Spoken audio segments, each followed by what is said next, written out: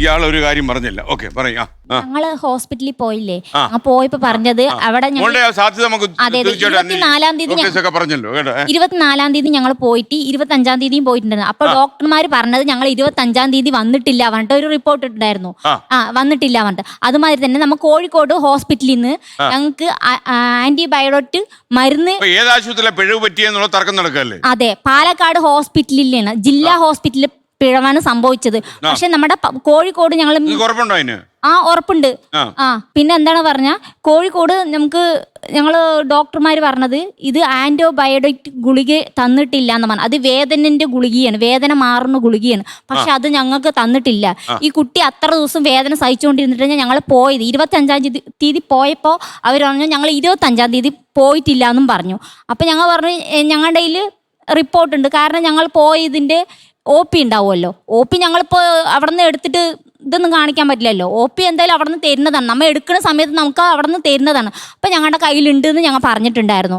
പിന്നെ അതുമാതിരി തന്നെ വീണ ജോർജ് മാഡം ഞങ്ങളോട് പറഞ്ഞത് ഹോസ്പിറ്റലിൽ ഇരിക്കുമ്പോൾ ഞങ്ങളെ വിളിച്ചിട്ടില്ല, സൂപ്രണ്ട് സാറിനെ വിളിച്ചത്. സൂപ്രണ്ട് സാറിനെ വിളിച്ചിട്ട് എൻ്റെ കയ്യിൽ ഫോൺ വന്ന് എന്നോട് സംസാരിച്ചു, എല്ലാം ഞങ്ങൾ ചെയ്തു തരാമെന്ന് പറഞ്ഞു.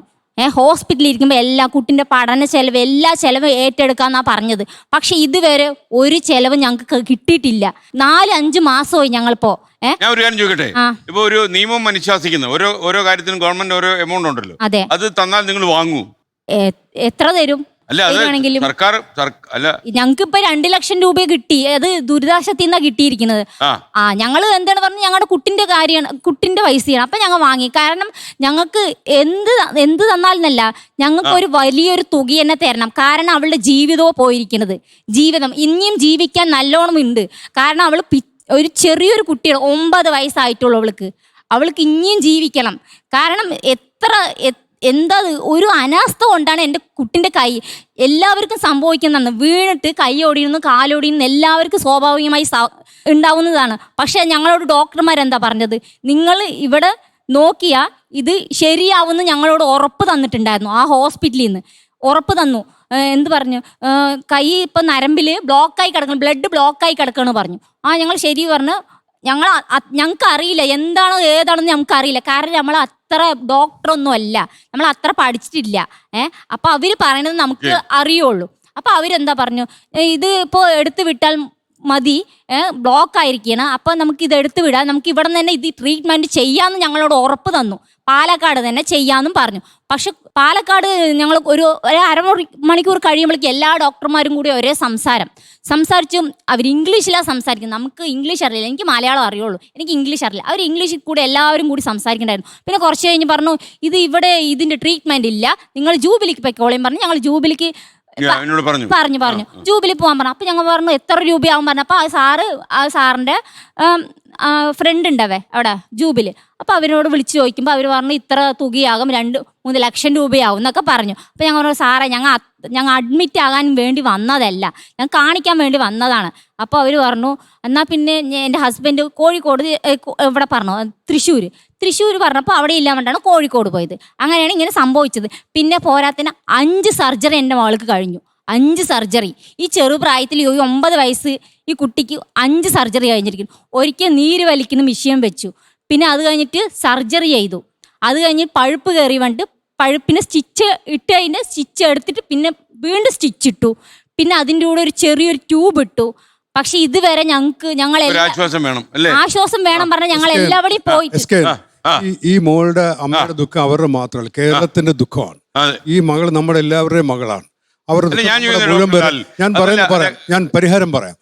ആ കുട്ടിയുടെ എല്ലാ പഠിത്തത്തിന്റെ എല്ലാ ചെലവും ഗവൺമെന്റ് ഇപ്പോഴേ അതിനുള്ളൊരു തുക ബാങ്കിലിടണം. ഈ കുട്ടിയുടെ അമ്മയ്ക്ക് ഒരു സർക്കാർ ജോലി കൊടുക്കണം. ഇവരെ എങ്ങനെ ജോലിക്ക് പോയി കൊച്ചിനെ വെച്ചിട്ട്? ഇത് കേരളത്തിന്റെ കുഞ്ഞാണത്, കേരളത്തിന് പറ്റിയ കയ്യബദ്ധത്തിന്റെ കുഞ്ഞാണ്. ആ കുട്ടിയുടെ അത് പാസ്സാകുമ്പോൾ അതിന് സർക്കാർ ജോലി കൊടുക്കണം. ഈ കുഞ്ഞെന്ത് ചെയ്യും? നമ്മുടെ കുട്ടിയാന്ന് ആലോചിക്കും. ഇപ്പൊ പ്രശ്നം തീരും. ഇത് എതിര് പറയുന്ന എതിർഭാഗത്ത് നിർത്തുകൊണ്ടാണ് പറ്റി പോകുന്നത്. അതിനോട് എനിക്ക് ഒരു അഭിപ്രായമുണ്ട്. ഈ ബയോണിക് ആകുമ്പോൾ ഞാൻ അന്വേഷിച്ചു. ഒരു ഇന്ത്യൻ മെയ്ഡ് ഒരു കലാം എന്ന് പറഞ്ഞിട്ടൊരു ബയോണിക് ആകുമ്പോൾ 4-5 ലക്ഷമാണ് പറയുന്നത്. പക്ഷേ സിയൂസിന്റെ ഒരു നല്ല മോഡലിന് 11-12 ലക്ഷം തൊട്ട് ഹയസ്റ്റ് വെറൈറ്റിക്ക് 45 lakhs വരും. അപ്പോൾ ഞാൻ ചോദിക്കുന്നത്, നമ്മുടെ കക്ഷി രാഷ്ട്രീയ ഭേദമന്യേ മാനുഷിക പരിഗണന എന്നുള്ള എന്തുകൊണ്ട് കേരളത്തിന് ഇവരെ ഏറ്റെടുത്തുകൊണ്ട് അവരെ സപ്പോർട്ട് ചെയ്തുകൂടാ? കേരളം നമ്മൾ ചെയ്യേണ്ടത് അതാണ് ചെയ്യേണ്ടത്, കേരളമാണ് ചെയ്യേണ്ടത്. കേരളമാണ് ചെയ്യേണ്ടത്. ഒരു കാര്യം ചോദിക്കട്ടെ, നിങ്ങൾ കൺസ്യൂമർ കോർട്ടിൽ പോയിട്ടുണ്ടോ? കൺസ്യൂമർ കോർട്ടിൽ കേസ് കൊടുത്തിട്ടുണ്ടോ? എവിടെ? ഉപഭോക്തൃ കോടതി ഇല്ല. എന്തുകൊണ്ട് കൊടുത്തിട്ടില്ല? നമുക്ക് അതിനെ കുറിച്ച് അതിനെക്കുറിച്ച് അറിയില്ല. അറിഞ്ഞോ? നിങ്ങൾ വക്കീലിനെ കണ്ട് കേസ് കൊടുക്ക്. Very good compensation. ഞങ്ങൾ മനുഷ്യാവകാശ കമ്മീഷന് കൊടുത്തിട്ടുണ്ട്. അവരല്ല, കോടതി. അതിന് ടൈം എടുക്കും. കോടതി ഉരുത്തിരിയേണ്ടത് ഇത്രയും ഡോക്ടർമാർ ഇരിപ്പുണ്ട്. ചർച്ചകൾ പല രീതിയിൽ പോകുന്നു, രാഷ്ട്രീയപരമായി പോകുന്നു, പല രീതിയിൽ പോകുന്നു, പിന്നെ ഡോക്ടർമാരുടെ കുറവ് പറയുന്നു. പക്ഷേ അതൊന്നും ഇവരുടെ ബാധകമല്ല. അത് നമുക്ക് എന്ത് ചെയ്യാൻ പറ്റും? ഒരു മാനുഷിക പരിഗണന എന്നുള്ളതിൽ നമ്മൾ ഈ കൂട്ടായ്മയ്ക്ക് എന്ത് ചെയ്യാൻ പറ്റും? അത് ശ്രീ SK സാർ വിചാരിച്ചാൽ നടക്കും, ശ്രീ JK വിചാരിച്ചാൽ നടക്കും, ശ്രീ ശ്യാം വിചാരിച്ചാൽ നടക്കും, ശ്രീ ലാൽ വിചാരിച്ചാലും, നമ്മളെല്ലാവരും വിചാരിച്ചാൽ നടക്കും. ഇവർക്ക് ഇത് തീർച്ചയായിട്ടും ഇത് നമുക്കിത് ചെയ്തു കൊടുക്കണം. ലോകത്തെവിടെയായാലും ഏത് സമയത്തും 24 വാർത്തകളും ഓഗ്മെന്റഡ് റിയാലിറ്റി പാക്കേജുകളും എക്സ്പ്ലെയിനറുകളും വിശദമായി കാണാൻ ഞങ്ങളുടെ YouTube ചാനൽ നിങ്ങൾക്ക് സബ്സ്ക്രൈബ് ചെയ്യാം.